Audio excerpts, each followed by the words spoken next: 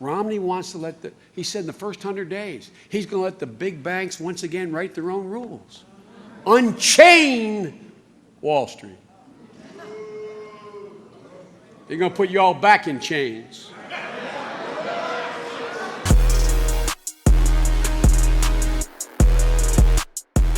Okay, so I'm going to react to this Mitt Romney interview. He sat down with CNN a few days ago talking about foreign policy, talking about Donald Trump, who he's going to vote for.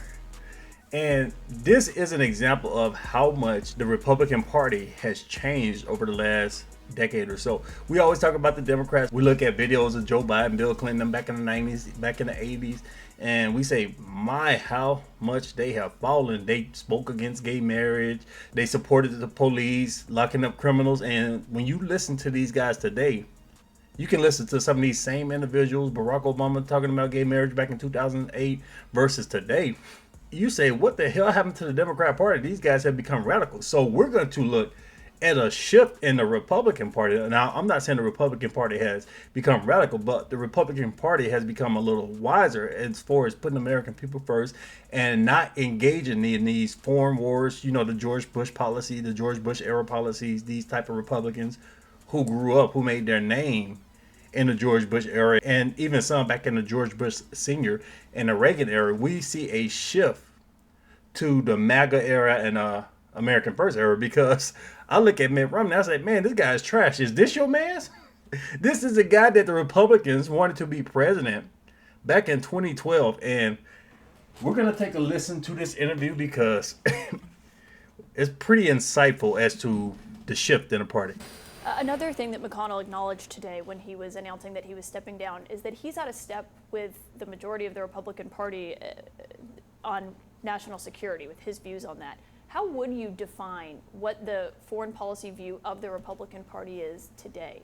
I think there are different, avenues of perspective on that. And my own view is that, and I do believe that the majority of our caucus, of the Republican senators, believes that we should play an active role in the world and that we should defend freedom in places where it's under attack. I think, for instance, if you see that's one glaring example. He's talking about defending freedom wherever it's at. First of all, it's hypocritical because they want to defend, quote unquote, freedom in certain locations. They want to spend money with the military industrial complex in Ukraine and Taiwan. What about the slave trade going on in Libya? What about the civil war going on in the Sudan? What about all these people being crushed down there in South America? Gangs run them up. Are you defending freedom there? The issues going on in Western China and Central Asia. Are you defending freedom? No, you guys are very selective talking about defending freedom, but it shows you that these guys want to be the police of the world. They think that the United States is so powerful, they can control the entire globe. And they're completely wrong, but this is who the Republicans were just a few years ago. If Taiwan were attacked, you'd see the great majority of the Republican senators say we need to help Taiwan. Want to give it weapons so it can defend itself. I believe. Yeah, you don't even have enough weapons to supply Ukraine, but now you want to talk about supplying Taiwan. This is just wishful thinking. These same guys, these big businessmen like Mitt Romney, they want to gut the factories, gut the industry in America, take away all of its infrastructure, just let the infrastructure fall apart, then believe that they can wave a magic wand and create weapons, missiles, rockets out of thin air. And even though they're exposed in Ukraine that it's not possible, they still believe that they can do it. Believe that if there's a plain vote just to give weapons to Ukraine, the Republican senators will support that. Some were unhappy with support for the government of Ukraine, didn't want to vote for the Ukraine funding on that basis. But I think the majority of our group feels that we are better off in America if we defend the cause of freedom around the world. Otherwise, bad people, terrible authoritarians like Vladimir Putin are going to ultimately attack NATO nations, and we're going to be required by treaty to send our own soldiers into harm's way. No, the treaty doesn't say we're required to send soldiers. The treaty says that we're required to talk about if we're going to declare war. But anyways, he did highlight something key. He said the Republicans in the Senate, because he's right about that. The Republicans in the Senate, Lindsey Graham and all those guys, they're farther away from the American people, and they're more that old school warmongering type Republicans. It's harder for the America First and the MAGA Republicans to get full control of the Senate. That's why somebody like Mitch McConnell has been in charge even during the Trump era, and he's kind of hurt Trump in some ways. But in the House, you got Mike Johnson, and we have Jim Jordan. We have all of these more American first guys. We see what they just did to Kevin McCarthy. Completely embarrassed him, and this man took his ball and went home. So he's right. The Senate Republicans would vote for more war, more death, but it's not going to pass in the House. And he knows not to say Republicans as a whole. Way. Or we can walk away from NATO and blow up an alliance which has helped preserve global peace at least among the major powers for the last 70 years. I was just in Ukraine, sitting down with President Zelensky. They are deeply worried that your colleagues in the House, Republicans in the House, aren't going to send them any more aid, that they are going to stand in the way. I mean, what responsibility do you believe Republicans will bear for setbacks on the battlefield for Ukraine if they don't pass any more aid? Well, if we don't pass aid for Ukraine, then I think Ukraine has a very difficult time preserving their geographic integrity and life, who lose their life as. Here's that talking point again. Russia is so trash, Putin is so evil, but he doesn't know how to wage war. The Russian troops are sorry, they're untrained, they have no leadership. They completely suck, but if we don't send more money, they're going to take over all of Europe. Russia runs across Ukraine, and that will make it very clear to people around the world that you really can't trust America's word, because we made a commitment in 1994 to respect the sovereignty of Ukraine, to help defend the people of Ukraine if they were attacked. And that's what's happening. And if we walk away from that, they won't trust our word. Europe will say, hey, the United States is not with us. We're not going to be with them if there's something they want to do in the Pacific, for instance. Let them deal. Well, they're already saying that France and other smaller European countries, they're already saying they'll want to be dragged into these forever wars with the U.S.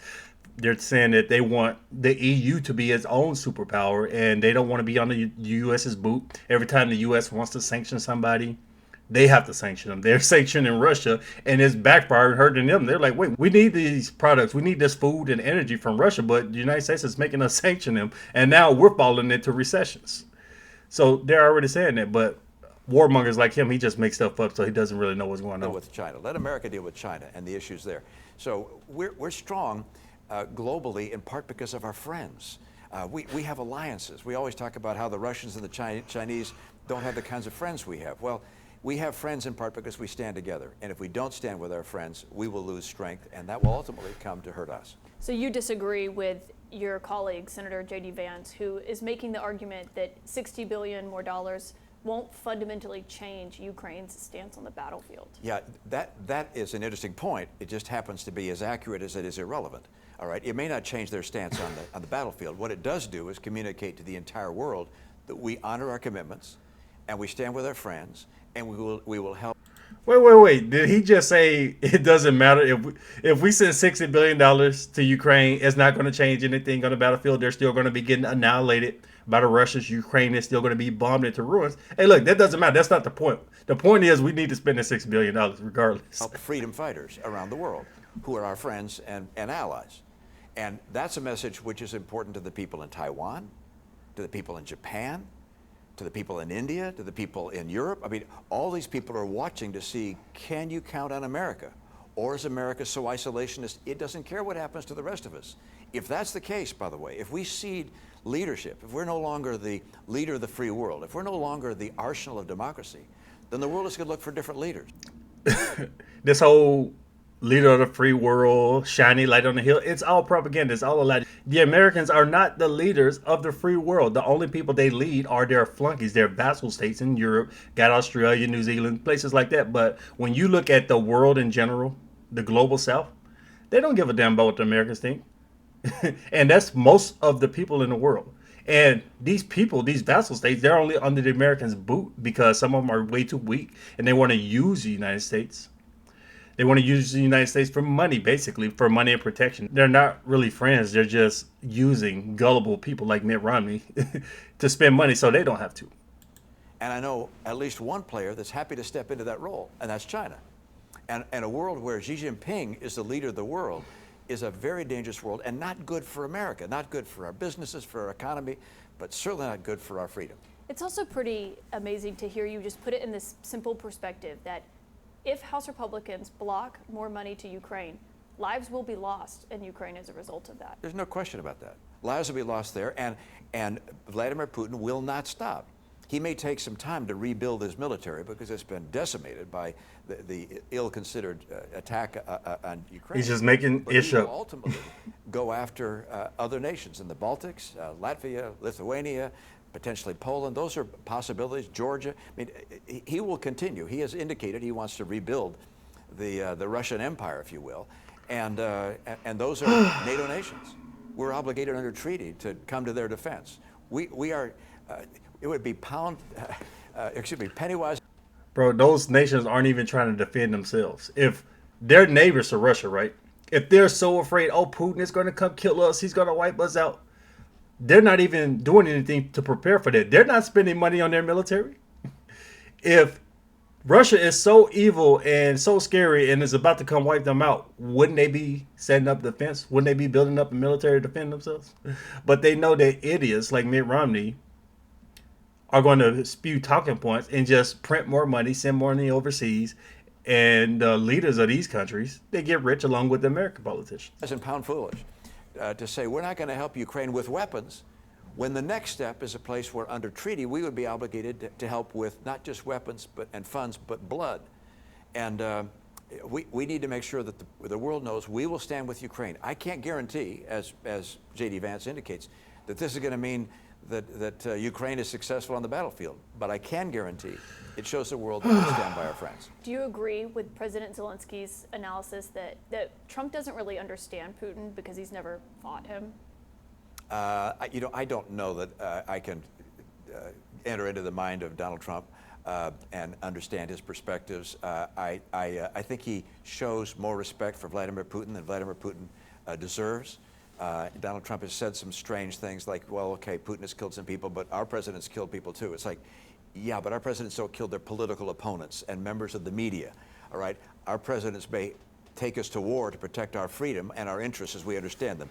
That's very different than murdering political opponents and murdering. Was it Navalny? He just died over there in the prison, allegedly. Wasn't he a CIA plant?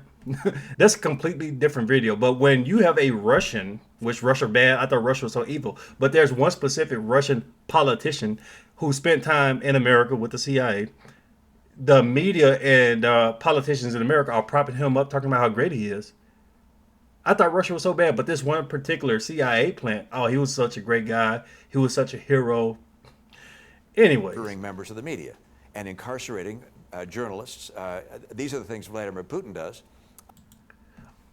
Aren't the American politicians trying to incarcerate Donald Trump? But let's continue. And attacking a sovereign nation, Ukraine, without provocation and killing tens of thousands of people, kidnapping children. This is a very bad guy based upon our values, and I think the values that are shared by people throughout the world. And I think it's fine for a president and a former president to talk to leaders of other nations, but be clear-eyed. Vladimir Putin is a very bad person. Nikki Haley, who is challenging Donald Trump for the Republican Putin bad. nomination, is in your home state today campaigning. She's gotten a lot of support. You see, anytime a Republican in your state, is her argument having a is that softball if interview with Trump CNN, you know something's today up. is that Trump's You know the something's nominee, wrong. Your party is going to lose the election. Do you agree with that? Yeah, I don't necessarily agree with that. That's a good campaign line, I'm sure. But So you think he could win? Oh, sure, I think he can win. I mean, today it's kind of a toss-up. Here we go. They setting them up. Do you hate Trump too? We need you to denounce Trump too. I can't tell what's going to happen. That's the only thing that they care about. They don't care about Romney's policies. They just want him on here so he can talk about how terrible Trump is. And it is like this. Gullible Republicans, they don't understand what these left-wing journalists are doing. Still a democracy. It's not the shining city on a hill. It's now an isolated island. There's some things, by the way, Donald Trump does better than Joe Biden a lot. Joe Biden has made extraordinary mistakes on the immigration front. It's embarrassing how bad he's been. Yeah, I know you care deeply about the border, and So he's made it terrible, and Donald Trump did a lot of. Smart Yeah, he got to throw that in so he'll remind them that he's a Republican, in name only anyways. Departure from our posture over the last 75 or 80 years that, by the way, has not only kept us safe and free from attack, but has also allowed us to build an extraordinarily strong economy and have a income per person in America about a third higher than people in Europe. But can I just What the hell is this man talking about? Those comments there may raise some questions for people watching at home. Would you vote for Donald Trump over Joe Biden? No, absolutely not. I mean, for me, there are two factors of deciding who I want to. Oh man! In 2012, this was your man. This who the Republicans wanted. This man said without hesitation, "Nah, I'm not voting for Trump. I'm voting for Biden." Have as the leader of my country, and the person who is the example of the president for my kids and my grandkids. A What is warmonger. their position and policies? Or a pedophile And on like foreign Joe Biden. Policy, I'm not aligned with Donald Trump, at least as I understand his policy. On domestic policy, yeah, I align with many of his domestic policies. But they don't want to hear that. The CNN journalists, they don't want to hear your policies. They just need you to bash Trump. What has allowed us to be the most powerful nation on earth and the leader of the earth is the character of the people who have been our leaders, past presidents, but also mothers, fathers, church leaders. All right, whatever, man. That's enough of that. Y'all get the gist. Rhino, full-blown rhino. And this guy was the leader of the Republican Party, what, 12 years ago? Wow. Shows you how things changed. That Reagan era, the Bush dynasty is gone. Cheney dynasty is gone. But they still have major supporters, especially in the U.S. Senate. They got some strong supporters. You got people like Nikki Haley being propped up by the left-wing media. You got Liz Cheney being propped up by the left-wing media. Now we got Mitt Romney running to CNN to bash Trump. See, he could try to talk about his policies. He could talk about his domestic policy, what he wants to do, but they're going to cut him off if he tries that. They don't want to hear it. They're not interested in the Republican Party agenda. They don't want to hear him talking about marriage, hear him talking about trans and the kids, stuff like that. They just want him to come on here and say, we need more money for the military industrial complex, and Trump is bad.